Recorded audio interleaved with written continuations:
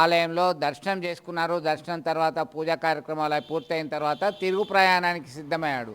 ఈ దశలో వేములవాడ బస్ స్టాండ్‌లో బస్ ఎక్కారు. హైదరాబాద్ వెళ్ళే బస్ ఎక్కి టికెట్ తీసుకున్న తర్వాత అప్పటికే సీట్లన్నీ నిండిపోయాయి ప్రయాణికులతో. నాకు టికెట్ తీసుకున్నా కాబట్టి ఖచ్చితంగా నువ్వే చూయించాలని డ్రైవర్తో గొడవకు దిగాడు.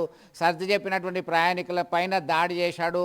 ఈ క్రమంలో అడ్డు వచ్చిన వాళ్ళందరినీ కూడా మహిళల పురుషుల అని చూడకుండా అందరి మీద దాడి చేశాడు. చివరికి బస్సు డ్రైవర్ తన బస్సును వదిలి పోలీసులకు సమాచారం అందించారు. అతనిపై సైతం ఎదురుదాడి జరిగింది. ఈ క్రమంలో గందరగోళ పరిస్థితి అయితే నెలకొంది. ప్రయాణికులు భయభ్రాంతులకు లోనయ్యారు. సంఘటనకు సంబంధించిన సమాచారం అందుకున్నటువంటి పోలీసులు రంగంలోకి దిగి సదరు ప్రయాణికుని ముందుగా ఆసుపత్రికి తరలించారు. తర్వాత స్టేషన్కి తీసుకెళ్లారు. ఈ క్రమంలో చాలా ఆలస్యం కావడంతో ప్రయాణికులు విసుగు చెందినటువంటి పరిస్థితి గమనించవచ్చు.